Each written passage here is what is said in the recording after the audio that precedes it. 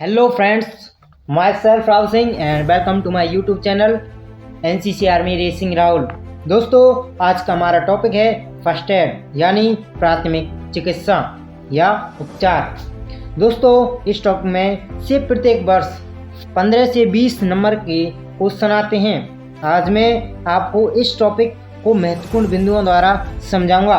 Video के अंत तक बने रहें ताकि आप यह टॉपिक अच्छी तरह से समझ सकें। तो शुरू करते हैं इस टॉपिक का पहला पॉइंट। मैं इस वीडियो को पॉइंटों के माध्यम से पढ़ाऊंगा। यदि आपको पॉइंटों के माध्यम से पढ़ना है इसी तरह जो मैं आज पढ़ाऊंगा तो कमेंट में यस लिखें, या आपको क्वेश्चनों के माध्यम से इससे पहले वीडियो डाली है उसकी तरह पढ़ना है तो कमेंट में 2 बार यस करें। ठीक है, तो आज हम अपना पहला पॉइंट पढ़ते हैं। हमारा पहला पॉइंट है प्राथमिक उपचार। प्राथमिक उपचार किसे कहते हैं या प्राथमिक उपचार की परिभाषा दीजिए। ऐसे क्वेश्चंस आते हैं तो उसमें यह परिभाषा लिखनी है। परिभाषा क्या कहती है? किसी आकस्मिक यानी कि अचानक घटना या उससे रोग से पीड़ित होने वाले व्यक्ति की डॉक्टर के पहुंचने या अस्पताल ले जाने से पहले तक दी गई चिकित्सा को प्राथमिक उपचार कहते हैं, यानी फर्स्ट एड कहते हैं, प्राथमिक चिकित्सा कहते हैं। किसे कहते हैं? यदि आपके साथ का कोई साथी अचानक घायल हो जाता है तो उसे किसी हॉस्पिटल या किसी डॉक्टर के जहाँ पहुँचाने से पहले तुम जो उसकी पट्टी मलहम करोगे उसे कोई हम प्राथमिक चिकित्सा कहते हैं। ठीक है, तो दूसरा पॉइंट पढ़ते हैं आज का। दूसरा पॉइंट कहता है खून। दूसरा पॉइंट है पट्टी यानी बैंडेज। पट्टी तो जानते ही होंगे, पट्टी का क्या काम है? पट्टी का काम है खून रोकने क्षतिग्रस्त अंग की सहायता के लिए तथा चोट लगने से बचने के लिए पट्टी का प्रयोग किया जाता है। पट्टी 2 तरह की होती है, त्रिकोणी पट्टी ट्रायंगुलर बैंडेज, गोल पट्टी यानी राउंड बैंडेज। दो प्रकार की पट्टी होती हैं। त्रिकोणी पट्टी का ज़्यादा प्रयोग नहीं होता लेकिन गोल पट्टी का प्रयोग होता है। जो आपके घाव पर पट्टी बांधी जाती हैं वह गोल पट्टी होती हैं। उनका प्रयोग कैसे होता है उसे हम आपको समझाएंगे अगले पॉइंट के द्वारा। अगला पॉइंट है गोल पट्टी का प्रयोग। तो प्रयोग करते समय निम्न बातों का ध्यान रखें। सबसे पहले कौन सी बात है?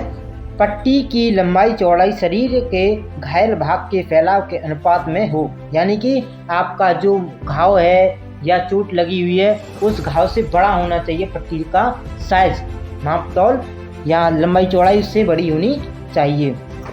नंबर 2 पर है पट्टी का खुला सिरा बाहरी त्वचा के ऊपर होना चाहिए, यानी कि पट्टी का खुला सिरा यानी कि तब हम बांधते हैं, आपने देखा ही होगा डॉक्टर तब बांधता पट्टी तो पहले तो एक ठोक लेता पट्टी का, फिर उसके बाद उसे गोल गोल घुमाता है। ठीक है, तो उसका बाहरी सिरा है जिसमें पट्टी ज़्यादा होती है उस तरफ उसे बाहर रखता है। उसे ये दूसरा पॉइंट समझेंगे। तीसरा पॉइंट है पट्टी के नीचे से ऊपर की ओर लपेटिए तथा भीतरी भाग से बाहरी भाग की ओर बांधना चाहिए। ये आप डॉक्टर के यहाँ आप कभी खाऊगा हुआ देखा हुआ। नंबर 4 है घाव आदि पर पहले औषधि एवं रुई लगाकर उसके ऊपर की पट्टी बांधें। पहले डॉक्टर एक छोटी पट्टी काट कर उसमें रुई भरकर औषधि घाव पर लगाता है, फिर उसके बाद पट्टी बांधता है। उसी क्रम में यह कार्य होता है। उसके बाद इसका अंतिम पॉइंट, एक बार प्रयोग में लाई गई या गंदी पट्टी का प्रयोग नहीं लाना चाहिए, यानी एक बार जो पट्टी बन गई उसे चेंज कर देनी चाहिए, उसे कूड़ेदान में फेंक देना चाहिए, उसे डस्टबिन में डाल देना चाहिए। यही है पट्टी के प्रयोग यानी गोल पट्टी के प्रयोग। ये 5 पॉइंट हैं। अगला पॉइंट है हमारा कृत्रिम सांस। आपने देखा ही होगा कि कृत्रिम सांस कब ली जाती है? यदि आप डूब जाओ या आपको सांस लेने में तकलीफ हो रही हो तब आपको कृत्रिम सांस दी जाती है। ठीक है, तो कृत्रिम सांस कब कब दी जाती है, क्या परिभाषा है, किसे कहते हैं कृत्रिम सांस? आर्टिफिशियल रेस्पिरेशन किसे कहते हैं, तो यहाँ पर एक परिभाषा है उसे पढ़ेंगे। डूब जाने पर, बिजली का झटका लगने पर या विषाक्त गैस के प्रभाव के कारण तथा सदमा आदि के कारण मरीज को बनावटी सांस देने की कार्रवाई की जाती है, यानी कृत्रिम सांस दी जाती है। इनकी विधियां निम्न है। यह 5 विधि होती हैं इनकी। सबसे पहली विधि है मुंह से मुंह लगाकर सांसों को चालू करना। आपने देखा ही होगा पिक्चरों में, या तो कोई डूब जाता है उसके बाद ये कार्रवाई देखी होगी आपने। नंबर 2 पर है होल्गर नेल्सन विधि। इसमें छाती पर हाथ रखकर उसे सांस झटका देते हैं उसकी छाती पर। तीसरे पर है सिल्वेस्टर विधि, यह भी इसी तरह है। सेफर विधि, इसमें आपकी जीभ को पकड़ लेते हैं और आपके पेट पर दबाव रखते हैं, तब तक व्यक्ति अपनी सांस खुद नहीं लेने लग जाए, तब तक ये कार्रवाई चलती रहती है। ठीक है। इसका आखिरी पॉइंट है लेबोर्ड विधि। यह किसी तब चारों में से कोई काम ना आए तब इसे इस्तेमाल करते हैं। यह खाली डॉक्टर जानता है इस विधि को। इस विधि को डॉक्टर प्रयोग में लाता है। ये हमारा पॉइंट हो चुका है। अगला पॉइंट है अस्थिभंग या हड्डी का टूटना। अस्थिभंग या फ्रैक्चर, हड्डी का टूटना, यही होता है। तो हड्डी कैसे टूटती है, इसकी क्या परिभाषा है, इसे हम कैसे परिभाषित कर सकते हैं। तो इसमें दिया हुआ है शरीर की स्थिरता अस्थि यानी हड्डी बोन पर निर्भर करती है। किस पर? स्थिरता पर, शरीर की स्थिरता पर निर्भर करती है। जब हड्डी टूट जाती है तो अस्थिभंग यानी फ्रैक्चर कहलाती है। तो हड्डी टूट जाती है उसे फ्रैक्चर कहते हैं। यह कैसे कैसे टूट सकती है? मोटर दुर्घटना, गिरने से, गोली लगने से, लाठी की चोट आदि के कारण अस्थि भंग हो जाती है। फ्रैक्चर कैसे कैसे होता है? आप लड़ाई दंगा कर रही है, आपका एक्सीडेंट हो जाए, तभी तो आपका हड्डी टूटने का कोई मतलब पड़ता है। उससे पहले तो कोई वो नहीं है।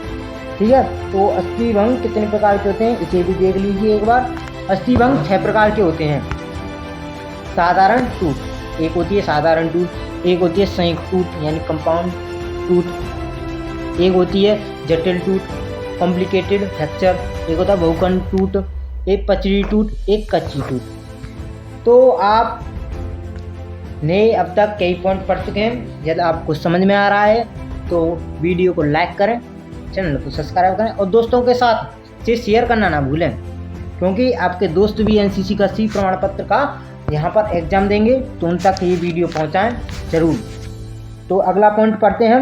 अगला पॉइंट है हमारा सांप काटने पर प्राथमिक उपचार। यानी कि यदि आप कहीं जंगल में या ऐसे इलाके में रहते हैं जहाँ पर सांप का आना जाना हो, या आपके सांप काट जाए, आपके साथी को काट जाए, तो आप उसको क्या प्राथमिक उपचार देंगे? एक साथ तो डॉक्टर के पास नहीं ले जाएंगे उसे। तो सबसे पहले क्या करना चाहिए, यदि सांप उस व्यक्ति को या साथी को या आपको ही काट जाए तो आप अपना हौसला अफजाई रखें। क्या है पहला पॉइंट? रोगी का हौसला अफजाई रखें, यानी अपना मोटिवेशन रखना चाहिए। हाँ, हमें हिम्मत है इससे लड़ने की। ठीक है। दूसरा है कटे हुए स्थान को साबुन और पानी के घोल से धोएं। पहले साबुन और पानी का घोल या सरफ या वहाँ पर सैनिटाइज हो, कुछ भी हो, लेकिन उसे पानी से जरूर दें। या यहाँ पर कोई साबुन सरफ नहीं हो तो उसे पानी से जरूर धोएं यहाँ पर सांप ने काटा है। तीसरा है ट्यूनिकेट बांधें, यानी कोई रस्सी या कपड़ा या किसी की स्वाफी हो वहाँ पर उपस्थित, उसे बांध दें। ठीक है। ट्यूनिकेट उसे ही कहते हैं। नंबर 4 पर है रोगी को हिलने डुलने ना दें। यदि रोगी हिलेगा डुलेगा तो सांप का जहर ज़्यादा असर करेगा और जल्दी से शरीर में रक्त के प्रभाव से अधिक जल्दी आपके हृदय तक पहुंचेगा। सांप काटने से कभी व्यक्ति नहीं मरता। सांप का जहर है ना, वो हृदय पे पहुंचता है तो हृदय की धड़कन को कम कर देता है, बंद कर देता है, उससे पंपिंग होना बंद हो जाती है, व्यक्ति उससे मरता है और घबराहट से। इन 2 कारणों से मरता है व्यक्ति, कभी सांप के जहर से नहीं मरता व्यक्ति। वो खून की चाल बंद हो जाती है धड़कन की, उससे आदमी की मृत्यु होती है। और इसका आखिरी पॉइंट है यथाशीघ्र चिकित्सक के पास ले, डॉक्टर के पास ले जाए। बैरागी हो तो उस बैरागी के पास ले जाए, और आपका हॉस्पिटल पास हो तो हॉस्पिटल में ले जाए। ये इसका सबसे प्राथमिक बढ़िया उपचार है। ठीक है। ये भी पॉइंट हो चुका है। हमारा अगला पॉइंट है रुधिर के कार्य। रुधिर के क्या कार्य हैं?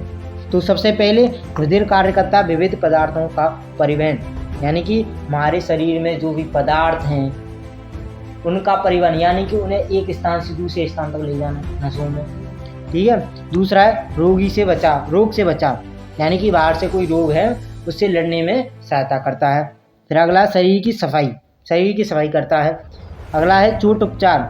यदि आपके चोट लग जाए या कट जाए तो खून का ये उपचार करने में यदि थक्का लग जाता ना, एक अपने देखो विटामिन के की कमी होती है तो उनके खून लगातार बहता रहता है, लेकिन जिसके विटामिन के की कमी कंप्लीट रहती है उसका खून सही रहता है, तो ये थप्पा सा जम जाता है उस जगह पर जिस पर कटा है वो किसी ब्लेड से या किसी कारण। ठीक है, थक्का जमना यही इसमें दिखा रहा है। चोट का उपचार ऐसे ही होता है। अगला पॉइंट है इसका। ठीक है, तो ये हमारा पॉइंट हो चुका है। तो हम बस आज के लिए बस इतना ही, हमने आपको कई पॉइंट करा दिए हैं। यदि आपको पॉइंटों में पढ़ना है तो हमें ज़रूर कमेंट में यस लिखें एक बार। ठीक है, यदि आपको वैसे पढ़ना है, मैं पढ़ा रहा था अब तक, वीडियो डाली है मैंने जो क्वेश्चन वाइज, उस हिसाब से पढ़ें। मैं आपके लिए एक क्वेश्चन पेपर भी लाऊंगा 2021 का, जो अब तक सी प्रमाण पत्र में 2021 में क्वेश्चन कराए थे, उन क्वेश्चनों का एक सेट भी आपको कराऊंगा जल्दी ही। आप कमेंट करें आपको वो सेट चाहिए तो मैं सॉल्यूशन के साथ आपके सामने प्रस्तुत करूंगा। ठीक है, तो दोस्तों आज के लिए बस इतना ही। यदि कोई सवाल हो उसे कमेंट करें, चैनल को सब्सक्राइब करें, वीडियो को लाइक और दोस्तों के साथ शेयर करना ना भूलें। जल्द मिलते हैं अगले टॉपिक में। जय हिंद, जय भारत।